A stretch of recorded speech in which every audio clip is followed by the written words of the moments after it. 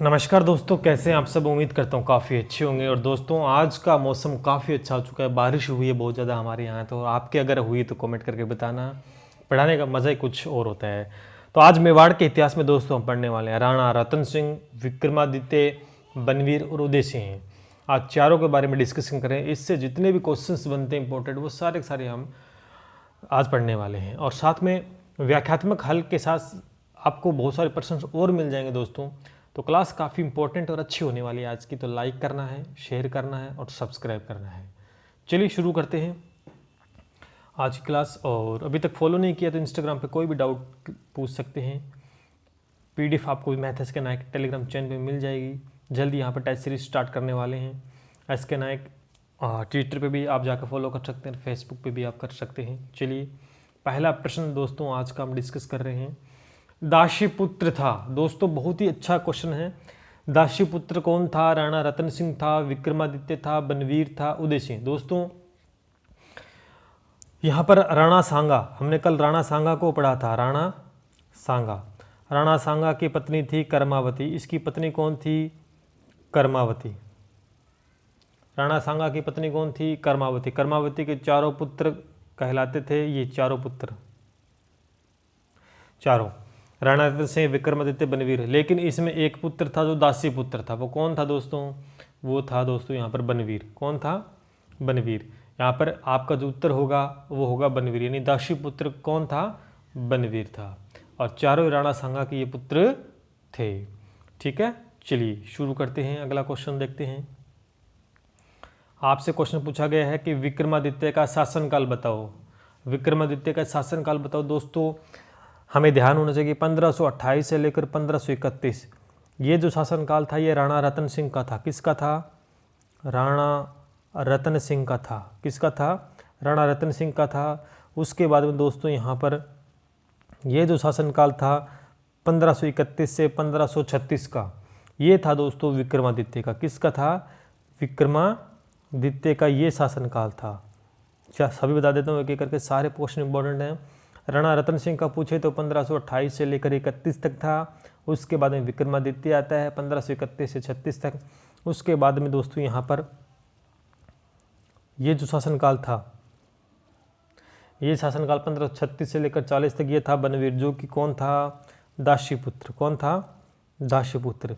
और उसके बाद में दोस्तों यहाँ अगर हम देखें ये जो शासन ये था 1540 से 72 का, ये था उदय सिंह का। किसका था दोस्तों? उदय सिंह का था।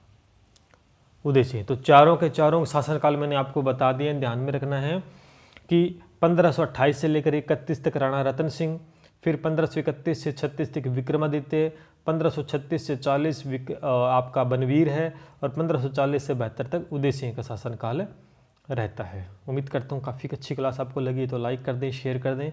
बहुत प्यारे प्यारे क्वेश्चन आज हम करने वाले हैं। चलिए आगे बढ़ते हैं। चलिए शुरुआत करते हैं बहुत ही अच्छे क्वेश्चन के साथ। विक्रमादित्य के ऊपर नहीं, विक्रमादित्य के ऊपर 1534 के अंदर, कब? 1534 में आक्रमण करता है। कौन आक्रमण करता है? बहुत ही प्यारा क्वेश्चन दोस्तों, बार बार पूछा गया है। कौन करता है? बहादुर शाह करता है। कौन करता दोस्तों? बहादुर शाह करता है। और ये कहाँ का शासक था दोस्तों? उस समय ये गुजरात का शासक था। कहाँ का था? गुजरात का शासक था। ठीक है, उस समय ये गुजरात का शासक था। विक्रमादित्य के ऊपर 1534 में ये आक्रमण करता है। तो विक्रमादित्य का सेनापति था। कौन था? बाघ सिंह नाम का एक सेनापति था। कौन था? विक्रमादित्य का सेनापति था दोस्तों बाघ सिंह। वो मारा जाता है, बाघ सिंह। ठीक है, रावत बाघ सिंह नाम से सेनापति था विक्रमादित्य, वो मारा गया 1534 में। बहादुर शाह ने उसके ऊपर अटैक किया। उस समय विक्रमादित्य की जो संरक्षिका बनी थी वो कौन थी? माँ रानी कर्मावती थी। कौन थी दोस्तों? जो बोल रहा हूँ वो भी चीज़ें नोट करके रखना आप। उस समय माँ विक्रमादित्य की संरक्षिका कौन बनी थी? माँ रानी कर्मावती बनी, जिन्होंने जौहर व्रत धारण किया था। जौहर व्रत धारण किया। और 1534 के अंदर दोस्तों जौहर व्रत धारण करती है। तो 1534 में चित्तौड़ का सेकंड शाखा होता है। चित्तौड़ का सेकंड शाखा दोस्तों कब होता है? 1534 को। उम्मीद करता हूँ आपको क्लास अच्छी लग रही होगी। नहीं, एक एक क्वेश्चन आपको मैं डिटेल में बताने वाला हूँ, कोई भी क्वेश्चन बाहर नहीं जाएगा। चलिए आगे बढ़ते हैं। देखो ये क्वेश्चन आ भी गए कि 1534 के अंदर विक्रमादित्य की संरक्षिका कौन बनी थी? माँ रानी कर्मावती बनी थी। कौन बनी थी? कर्म, जिन्होंने क्या किया था? जोहर व्रत धारण किया था। जोहर व्रत धारण किया था। और 1534 में क्या होता है? चित्तौड़ का सेकंड शाखा होता है दोस्तों। पहला शाखा मैंने बता दिया। 34 में कौन सा होता है? दूसरा शाखा होता है। चलिए आगे बढ़ते हैं। क्वेश्चन भी आ गया कि चित्तौड़ का सेकंड शाखा 1534। याद रखना दोस्तों, सीधा सीधा प्रश्न पूछेगा आपसे 1534। और आपसे पहला पूछ ले तो पहला कब हुआ था? 1303 में। पहला कब हुआ था? 1303 को, ध्यान रखना। फिर सेकंड 1534 को, ठीक है। चलिए आगे बढ़ते हैं। बहादुर शाह के आक्रमण के समय विक्रमादित्य और उदय सिंह ने कहाँ शरण ली? जब बहादुर शाह ने आक्रमण किया तो विक्रमादित्य और उदय सिंह वहां से भागे थे अपनी जान बचाने के लिए, तो कहाँ पर शरण ली उस समय? बहुत ही अच्छा क्वेश्चन दोस्तों, इंपॉर्टेंट है, गहराई से प्रश्न पूछा जाएगा। बहादुर शाह के आक्रमण के समय विक्रमादित्य और उदय सिंह ने कहाँ पर शरण ली थी दोस्तों? ठीक है, बूंदी के अंदर। कहाँ पर? बूंदी के अंदर शरण ली थी, बूंदी राज्य के अंदर, ठीक है। ध्यान रखना इस बात को। चलिए अगला क्वेश्चन। धाय मां पन्ना ने अपने पुत्र चंदन का, क्वेश्चन देखो, क्वेश्चन से क्वेश्चन बन सकता है। पुत्र का नाम क्या था? चंदन। किसके? धाय मां पन्ना के पुत्र का नाम क्या था? चंदन, जिसका बलिदान देकर सुरक्षित बचा लिया। किसको बचाया था? उदय सिंह को। किसको बचाया था? उदय सिंह को। ये जो बनवीर था, ये दासी पुत्र था, ये मारना चाहता था किसको? ये किसको मारना चाहता था? उदय सिंह को मारना चाहता था। उदय सिंह को लेकर धाय मन्ना ने उदय सिंह को लेकर उठा लिया और अपने क्या कहते हैं, उदय सिंह की जगह अपने पुत्र चंदन को सुला दिया था। वहाँ पर उसका बलिदान देकर उसे सुरक्षित बचा लिया उदय सिंह को तो। और बाद में उदय सिंह को कहाँ पर भेज दिया था? कुंभलगढ़ दुर्ग में भेज दिया। कहाँ भेज दिया था? उदय सिंह को कुंभलगढ़ में भेज दिया था, कुंभलगढ़ के अंदर, कुंभलगढ़ दुर्ग में भेज दिया था। यानी अपने अपने पुत्र का बलिदान दिया था उदय सिंह के लिए धाय मां पन्ना ने। तो बहुत बड़ा काम किया था उस समय। ये काम हर एक से नहीं होता दोस्तों, ठीक है। चलिए आगे बढ़ते हैं। अगला क्वेश्चन देखिए दोस्तों। अगला जो प्रश्न है, उदय सिंह का राज्याभिषेक। दोस्तों उदय सिंह कहाँ चला गया था? कुंभलगढ़ दुर्ग में। तो राज्याभिषेक कहाँ होगा? कुंभलगढ़ दुर्ग में राज्याभिषेक होता है। कब होता है? आपसे सन पूछे तो 1537 को। कब होता है? 1537 को राज्याभिषेक होता है उदय सिंह का कुंभलगढ़ दुर्ग में। और 1540 को इसे कौन मारना चाहता था? उदय सिंह को? बनवीर। तो 1540 को बनवीर को मारकर चित्तौड़ पर विजय प्राप्त कर ली थी उदय सिंह ने, ठीक है। तो 1540 के अंदर बनवीर को मार दिया था उदय सिंह ने और चित्तौड़ पर विजय प्राप्त की थी। बहुत ही प्यारा क्वेश्चन दोस्तों, ध्यान रखना है, ठीक है। चलिए इसी उदय सिंह ने 1500, ध्यान करना, मैं थोड़ा और बताता हूँ डिटेल में थोड़ा सा। 1559 के अंदर उदयपुर को बसाया और उदय सागर झील का निर्माण करवाया था इसी उदय सिंह ने। ये भी विशेष कर आपको ध्यान में रखना है। चलिए आगे बढ़ते हैं। एक एक क्वेश्चन मैं आपको डिटेल में करवा रहा हूं। अगला देखिए, उदय सिंह ने कब शेरशाह सूरी की अधीनता स्वीकार की थी? दोस्तों उदय सिंह ने शेरशाह सूरी की अधीनता स्वीकार की थी। ये जो शेरशाह सूरी था ये अफगान का शासक था। कहाँ का था? अफगान का था दोस्तों। उसमें इसकी अधीनता स्वीकार कर ले कि जो भी काम करोगे तो वो मेरी राय बिना नहीं करोगे। अधीनता स्वीकार करने का ये मतलब था शेरशाह सूरी के नियम कायदे कानून पर चलना। कब की थी? 1544 के अंदर। 1544 के अंदर उदय सिंह ने शेरशाह सूरी की अधीनता स्वीकार की थी। तो बहुत अच्छा और प्यारा क्वेश्चन है, ध्यान रखना इस बात को। चलिए आगे बढ़ते हैं। उदय सिंह के ऊपर 23 अक्टूबर 1567 में किसने आक्रमण किया था? बता दो किसने आक्रमण किया? इस दिन दोस्तों अकबर ने आक्रमण किया था। किसने आक्रमण किया था? अकबर ने। और इसके अंदर विजय भी किसकी हुई थी दोस्तों? अकबर की उस समय विजय हुई थी। उदय सिंह के सेनापति थे जैमल और फत्ता। कौन थे? उदय सिंह के सेनापति थे जयमल और फत्ता। मैं डिटेल में थोड़ा और बता देता हूँ आपको। इनके सेनापति थे जयमल और फत्ता, जयमल व फत्ता। उदय सिंह के सेनापति जयमल फत्ता वो वीरगति को प्राप्त हुए थे। उस समय आक्रमण किया, अकबर की विजय हुई। जयमल फत्ता वीरगति को प्राप्त हुई। और फत्ता की पत्नी थी फूल कंवर।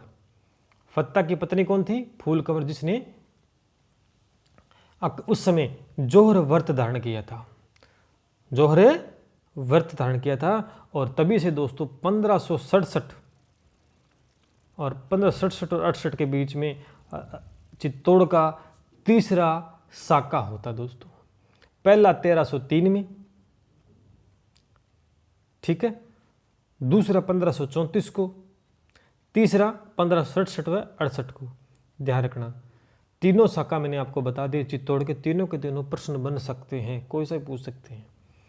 तो उदय सिंह के ऊपर आक्रमण करता है अकबर। कब? 23 अक्टूबर 1567 में विजय होती है अकबर की। उस समय सेनापति जयमल फत्ता वीरगति को प्राप्त होते हैं, जो कि उदय सिंह के सेनापति थे। फत्ता की पत्नी फूल कंवर ने जोहर व्रत धारण किया और तीसरा साका होता चित्तौड़ में। इस अकबर ने क्या किया? जयमल और फत्ता की जो बुत है वो आगरा के लाल किले के सामने बनवाई थी। आगरा के लाल किले के सामने किसकी बुत बनवाई? जयमल व फत्ता की। ये कौन थे? सेनापति उदय सिंह के सेनापति थे। विशेषकर बात ध्यान आपको रखनी है। चलिए आगे बढ़ते हैं, ठीक है। अगला क्वेश्चन देखिए, ये आई गया चित्तौड़ का थर्ड साका 1567 से 1568 में, ठीक है। उदय सिंह की मृत्यु कब हुई? ये विशेष बात है। उदय सिंह की मृत्यु कब हुई दोस्तों? उदय सिंह की मृत्यु 28 फरवरी को हुई थी। 28 फरवरी 1572 को होली के दिन उदय सिंह की मृत्यु गोकुंदा में हुई थी। कहाँ हुई थी? गोकुंदा में।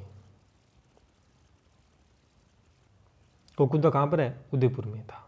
कहाँ पे था? उदयपुर में। तो उदय सिंह की मृत्यु 28 फरवरी 1572 को होली के दिन उदय सिंह की मृत्यु गोकुंदा उदयपुर में हुई थी, ठीक है। चलिए अगला क्वेश्चन। उदय सिंह की पत्नी थी, कौन थी? जयवंताबाई थी, भटियाणी रानी थी, या दोनों थी? कोई नहीं थी। बताओ दोस्तों। तो इसका उत्तर हो जाएगा दोनों ही थी। कौन थी? दोनों ही। ये उदय सिंह की पत्नी थी, दोनों ही, जयवंताबाई और भटियाणी रानी थी, ठीक है। तो आपको ये भी ध्यान रखना है। चलिए आगे बढ़ते हैं। महाराणा प्रताप किसका पुत्र था? दोस्तों महाराणा प्रताप पुत्र था किसका? जयवंताबाई का। किसका पुत्र था? जयवंताबाई का। और इस भटियाणी रानी का पुत्र कौन था? जगमाल। कौन था? जगमाल। हुआ क्या था? सबसे पहले इस जगमाल को ही युवराज बनाया गया था, लेकिन सरदारों ने इसे गद्दी से हटा दिया और ये बाद में अकबर की शरण में चला गया था जगमाल। और 1583 में इस जगमाल की मृत्यु हो जाती है, 83 के अंदर। बाद में महाराणा प्रताप बनता है। तो महाराणा प्रताप का राज्याभिषेक कहाँ हुआ, राज्याभिषेक समारोह कहाँ हुआ, ये सारी बातें महाराणा प्रताप के बारे में डिटेल से हम आगे पढ़ेंगे। अगला क्वेश्चन देख लेते हैं इतने। तो महाराणा प्रताप का शासनकाल क्या था? 1572 से 97। पहला ही ऑप्शन सही हो जाएगा। 1572 से 97 तक महाराणा प्रताप का शासनकाल था। अब महाराणा प्रताप के बारे में डिटेल से कल वाली क्लास के अंदर महाराणा प्रताप को डिटेल से पढ़ेंगे। बहुत स्टोरी इसकी है इतिहास में। हल्दी घाटी के युद्ध, उसके बाद में और भी बहुत सारी बातें अपने को देखने को मिली। संधियाँ कुछ हुई है, लगभग कितने युद्ध हुए थे, वो सारी बातें महाराणा प्रताप के बारे में डिटेल से पढ़ने वाले हैं। तो आज की क्लास में हमने जो चीज़ें, जो टॉपिक लिए थे वो सारे कंप्लीट हो चुके हैं, ठीक है। तो टॉप 15 क्वेश्चन तो थे ही आज, साथ में व्याख्यात्मक हल मैंने आपको बताया जिनमें कई क्वेश्चंस निकल के बाहर आते हैं, तो उनको भी आप एक बार नोट जरूर कर लीजिएगा। तो कैसे रही आज की क्लास कमेंट करके ज़रूर बताना। कितने क्वेश्चंस आपके सही हुए ये भी दोस्तों आप बताया करें। लाइक कीजिएगा, वीडियो को शेयर कीजिएगा और सब्सक्राइब करना ना भूलें। बेल आइकन बटन को भी प्रेस कर, जिससे आने वाली वीडियो की नोटिफिकेशन आपको मिलते रहें। और आंसर की मैंने डाल दी PDF, आपको टेलीग्राम चैनल पे मिल ही जाएगी। सब कुछ लिंक यहाँ दिए गए डिस्क्रिप्शन में, जाके अभी ज्वाइन कर लीजिएगा। मिलते हैं इसी के साथ। जय हिंद, जय भारत।